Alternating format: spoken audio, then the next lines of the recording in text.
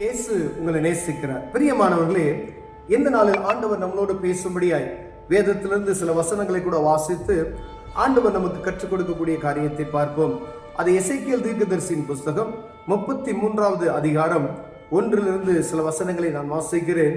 கர்த்தருடைய வார்த்தை எனக்கு உண்டாகி அவர், மனுபுத்திரனே, நீ உன் ஜனத்தின் புத்திரரோட பேசி அவர்களோட சொல்ல வேண்டியதாவது, நான் தேசத்தின் மேல் பட்டயத்தை வரப்பண்ணுகையில் தேசத்தின் ஜனம் தங்கள் எல்லைகளில் உள்ள ஒருவனை அழைத்து அவனை தங்களுக்கு காவற்காரனாக வைத்த பின்பு இவன் தேசத்தின் மேல் பட்டயம் வருவதை கண்டு எக்காலம் ஊதி ஜனத்தை எச்சரிக்கும் போது, எக்காலத்தின் சத்தத்தை கேட்கிறவன் அதை கேட்டும் எச்சரிக்கை இல்லாமல் பட்டயம் வந்து அவனை வாரிக்கொள்ளுகிறது உண்டானால் அவனுடைய இரத்த பழி அவன் தலையின் மேல் சுமரும். பிரியமானவர்களே, இயேசு கிறிஸ்து ஆண்டவராகிய கர்த்தர் இந்த இடத்துல ஒரு தீர்க்க தரிசனமான வார்த்தையை, தீர்க்கதரிசியை கொண்டு உரைக்கிறது. ஒரு வார்த்தையை பாருங்க. ஒரு சபை இருக்கிறது, ஒரு பட்டணம் இருக்கிறது, ஒரு தனிப்பட்ட ஒரு குடும்பம் இருக்கிறது என்றால் அந்த குடும்பத்திற்கு ஒரு காவற்காரனை வையுங்கள். ஏன் அப்படின்னா, ஒரு எதிர்ப்பு, ஏதோ ஒரு பிரச்சனை வரப்போகிறது, ஒரு யுத்தம் வரப்போகிறது, ஏதோ ஒரு ஆபத்து வரப்போகிறது என்கிறதை நான் அவனை கொண்டு ஒரு எக்காலம், பழைய காலத்துல நம்ம வேத புஸ்தகத்துல வாசிக்கும் பொழுது எதிரிகள் வரும் பொழுது, எதிரிகள் வரார்கள் சொல்லுவதற்காக காவற்காரனை மேல வைத்து எக்காலம் ஊதி ஜனங்களை எச்சரிப்பூட்டுகிற ஒரு காரியத்தை நாம் அறிந்திருக்கிறோம். அதே போலதான் இங்க சொல்லப்பட்டு இருக்கிறது. அது சபையா இருந்தாலும் சரி, அது வீடா இருந்தாலும் சரி, ஒரு தேசமா இருந்தாலும் சரி, எந்த ஒரு காரியத்துக்குனாலும் ஒரு காவற்காரனை அங்கு வைங்க அப்படின்னு சொல்றார். அவர்கள் காவற்காரர்கள் யாருன்னா ஊழியக்காரர்கள். இப்பொழுது நம்ம எடுத்துக்கொள்கிறோம்ல, தேவ மனிதர்கள், தீர்க்க தரிசிகள் என்று சொல்லப்படுகிற ஒவ்வொருவரும் தேவ மனிதர்கள், காவற்காரர்கள். யாருக்கு காவற்காரர்கள்? கர்த்தருடைய பிள்ளைகளுக்கு.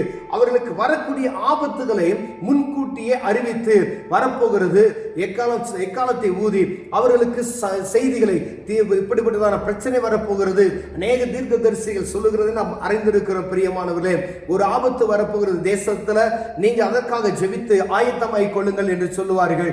அதே போல தீர்க்க தரிசனங்களை அற்பமாய் எண்ணிவிட்டு காதில் வாங்காதது போல இருப்போமையினால் வேதம் சொல்லுகிறது அந்த இரத்த பழி என்ன சொல்லுதான் அவன் மேல் தான் வரும் அப்படின்னு சொல்லப்படுகிறது. பிரியமானவர்களே, ஒருவேளை தீர்க்க தரிசிகள் அவருடைய காரியத்துல தெளிவாய் கருத்தாய் இந்த இப்படிப்பட்டதான ஒரு ஆபத்து தேசத்தில் வரப்போகிறது, என் ஜனமே கவனமாய் இருந்து கொள் என்று சொல்லி எல்லாருக்கும் உரைக்கிறதை நாம் காதுகளால் கேட்கிறோம். எங்கும் செய்தி வருகிறது.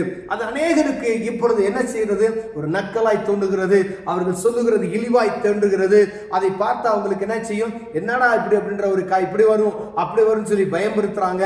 அப்படிப்பட்டதான காரியத்தை அநேக பேர் நம்ம என்ன செய்யறோம்? சாதாரணமாய் சிரித்துக் கொண்டு அதை கேட்டு விடுகிறோம். பிரியமான, ஆனா வேதம் சொல்லுகிறது, ஆண்டவராகிய கர்த்தர் சொல்லுகிறார், நீ தீர்க்கதரிசியே, நீ போய் சொல்லு என் ஜனங்கள்கிட்ட, நீ காவல்காரனை வை. அந்த காவற்காரன் எக்காலம் ஊதி ஆபத்து வருகிற ஒரு செய்தியை என் ஜனங்களுக்கு அவன் அறிவிக்கட்டும் அப்படின்னு சொல்லி. ஒருவேளை அவன் எக்காலம் ஊதி இந்த சத்தத்தை கூறி ஆபத்து வருகிறது, நீ கவனமா இருந்து கொள் என்று சொல்லிவிட்டான் என்றால் அவர்கள் என்ன செய்யணும்? எச்சரிக்கையா இருக்கணும். எக்காலத்தின் சத்தத்தை கேட்கிறவதை கேட்டும் எச்சரிக்கையா இராமல் பட்டயம் அவனை வாரிக்கொள்ளுகிறது உண்டானால் அவனுடைய இரத்த பழி அவன் தலையின் மேல் இருக்கும். ஊழியக்காரங்க சொல்றாங்க, தீர்க்கதரிசிகள் சொல்றாங்க, இந்த சத்தத்தை கேட்டுட்டு காதுல வாங்காதபடிக்கு மந்தம் இருதயங்களா இருந்து ஒரு ஆபத்து வரும் பொழுது ஆண்டவர் பேர் குறை சொல்லிவிட்டு ஐயோ அப்படின்னு சொல்லி ஒரு பிரயோஜனம் இல்லை, அது அழிக்கப்பட்டு போய்விடும் என்று வேதம் சொல்லுகிறது. பிரியமானவர்களே, எங்கும் சத்தம் தொனித்துக் கொண்டு இருக்கிறது. இயேசு கிறிஸ்து வரப்போகிறார், வரப்போகிறார், வரப்போகிறார், அவர் வரப்போகிறார் என்கிற செய்தியை நாம் கேட்கிறோம் ஐயா. ஆனால் யாருக்கும் அந்த உணர்வுள்ள ஒரு இருதயத்தை நாம் பார்க்க முடியவில்லை. அது உலகத்துல சாதாரணமாக போய்விட்டது. அவ்வளவுதான் பேசுவாங்க, அவ்வளவுதான் போல. ஆனால் திடீர்னு அந்த பட்டயம் வரும் என்று சொல்லப்படுகிறது. பிரியமானவர்களே, அப்ப நீங்க கேட்கல அப்படின்னு சொன்னா இந்த இரத்த பழி எந்த மனுஷன் கேட்கல அவன் மேல வந்து சேரும் அப்படின்னு சொல்லப்படுகிறது. அந்த வசனம் அடுத்து பாருங்க, அவன் எக்காலத்தின் சத்தத்தை கேட்டும் எச்சரிக்கையா இருக்கவில்லை, அவன் இரத்த பழி அவன் பேரில் சுமரும்.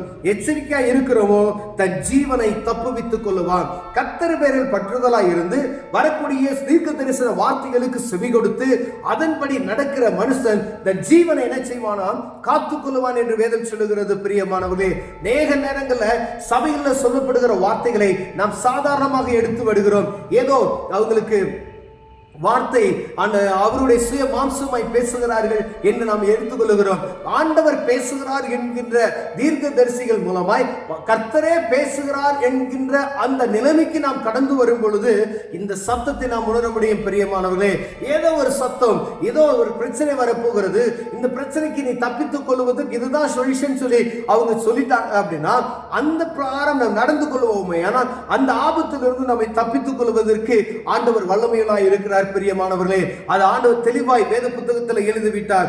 காவற்காரன் பட்டயம் வருவதை கண்டு ஊழியக்காரர் பட்டயம் வரப்போகிற அந்த செய்தியை கேட்டு ஆண்டவர் அவருக்கு உரைத்து அந்த சத்தத்தை எக்கால மூதாமலும் ஜனங்கள் எச்சரிப்பு அடையாமலும் பட்டயம் வந்து அவர்கள் யாதொருவனை வாரிக்கொள்கிறது உண்டானால் அவன் தன் அக்கிரமத்தினாலே வாரிக்கொள்ளப்பட்டானாலும் அவன் இரத்த பலியை காவற்காரன் கையில் என்ன செய்வேன் கேட்பேன். பாருங்க, அவன் துன்மார்க்கனா இருக்கலாம், யாராவனா இருக்கலாம், ஆனால் தீர்க்கதரிசிகள் உரைக்க வேண்டிய வார்த்தையை அவர்கள் சரியாய் உரைக்கல அப்படின்னு சொன்னா அவர்களுடைய தலைமை என்ன செய்வேன், அந்த மனிதனுடைய இரத்த பலியை கேட்பேன். ஒரு சபை இருக்கிறது, அந்த சபைக்கு ஆண்டவர் சொல்லக்கூடிய வார்த்தையை ஊழியக்காரர் மூலம் சொல்லுவதற்கு ஆண்டவர் ஏவுகிறார் வச்சுக்கோங்க.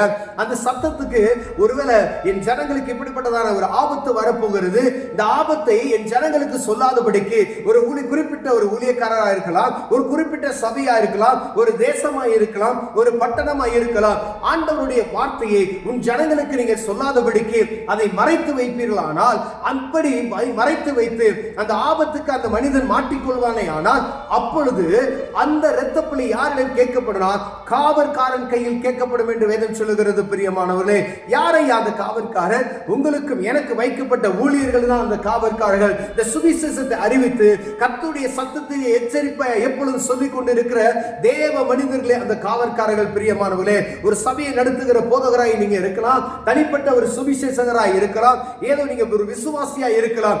ஆண்டவர் உங்கள் பக்கத்து வீட்டுக்காரரை பத்தி ஆண்டவர் இந்த மகனுக்கு இப்படி போய் சொல்லு அப்படின்னு சொல்றாரு வச்சுக்கோங்க, அந்த காரியத்தை என்ன செஞ்சணுமா சொல்லிடணும்.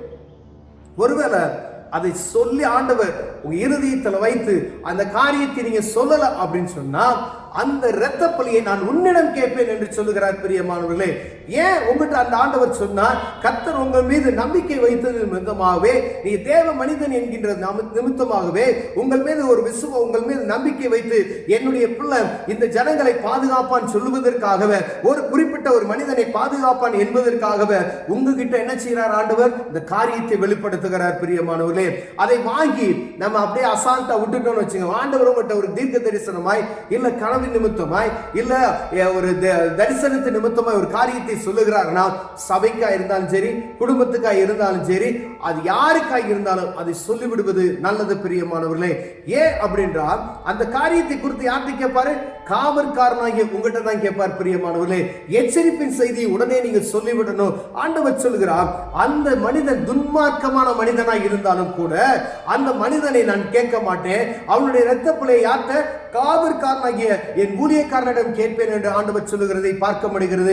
ஒருவேளை இந்த சத்தத்துக்கு செவி கொடுக்கிறேன் அன்பு சகோதரனே, சகோதரியே, நீங்க யாராவனா இருக்கலாம், ஆண்டவர் உங்களோடு பேசினார்னா நீங்க ஆண்டவர்கிட்ட சொல்ல வேண்டிய வார்த்தை, மக்களுக்கு சொல்ல வேண்டிய வார்த்தை என்னவோ அந்த வார்த்தையை போய் சரியாய் சொல்லிருங்க. ஒருவேளை உங்களுக்கு ஆண்டவருடைய சத்தம் உங்க ஊழியக்காரன் நிமித்தமாய் ஒரு தீர்க்கதரிசி நிமித்தமாய் வருகிறது என்று வைத்துக் கொள்ளுங்கள். அந்த சத்தத்துக்கு செவி கொடுத்து அதற்கு எப்படி கீழ்ப்படிந்து நடக்கலாம் என்கிற அந்த இருதயத்தை நமக்குள் உருவாக்கி கொண்டு அதற்கு பயந்து நடப்போமேனால் வரக்கூடிய எந்த ஒரு ஆபத்தாய் இருந்தாலும், அது கொள்ளை நோயா இருக்கலாம், பஞ்சமாய் இருக்கலாம், பட்டினியாய் இருக்கலாம், யுத்தமாய் இருக்கலாம், ஏதோ ஒரு பிரச்சனையை ஆண்டவர் உங்களை தப்புவித்து காக்குவதற்கு வல்லமையுள்ளவராய் இருக்கிறார். நீங்க கர்த்தருடைய சத்தத்துக்கு செவி கொடுக்கும் பொழுது மாத்திரமே வரப்போகிற அந்த ஆபத்துக்கு உங்களை பாதுகாக்க முடியும். பிரியமானவர்களே, இல்லைனா அந்த இடத்துல நீங்க உங்கள் மேல உங்களுடைய இரத்த பலி நீங்களே சுமப்பீர்கள் என்று வேதம் சொல்லுகிறது. ஒருவர் இந்த சத்தத்துக்கு செவி கொடுக்கிற என் அன்பு சகோதரனே, சகோதரியே, ஆலயத்தில் பேசப்படுகிற வார்த்தைகள், தீர்க்க தரிசனமாய் சொல்லக்கூடிய வார்த்தைகள், உங்களுக்கு தனிப்பட்ட முறையாக வரக்கூடிய இந்த வார்த்தைகளை கேட்டு கர்த்தருக்கு பயந்து ஆண்டவரே சொல்லி அதுக்கு பணிந்து நீங்கள் நடப்பீர்களானால் கர்த்தர் உங்களை ஆசீர்வதித்து உயர்த்த வல்லமையுள்ளவராக இருக்கிறார். எப்படிப்பட்ட காரியத்துக்கு ஆண்டவர் தப்புவிக்க வல்லமையுள்ளவராக இருக்கிறார். கண்களை மூடுவோம், ஜெபம் செய்வோம். அன்பின் தகப்பனே, ஆண்டவரே, தீர்க்கதரிசிகளை அற்பமாய் எண்ணாதபடிக்கு அதுக்கு செவி கொடுத்து அதன்படி நாங்கள் நடப்பதற்கு, ஊழியர்கள் சொல்கிற வார்த்தைக்கு செவி கொடுத்து நடக்க எங்கள் இருதயத்தை சுத்திகரிப்பீராக நாங்கள் ஜெபிக்கிறையா. ஒருவேளை ஆண்டவர் எங்களோடு பேசுகிற வார்த்தையை மற்றவங்களுக்கு நாங்கள் சொல்லாதபடிக்கு, அதை கட்டி வைக்காதபடி, தடைபடாதபடிக்கு அதை சொல்லி அவர்களுக்கு எச்சரிப்பின் செய்தியை சொல்லிவிட்டு போக எங்களுக்கு தைரியத்தை தாங்க நாங்கள் ஜெபிக்கிறோம். இயேசுவின் நாமத்தில் பிதாவே, ஆமென்.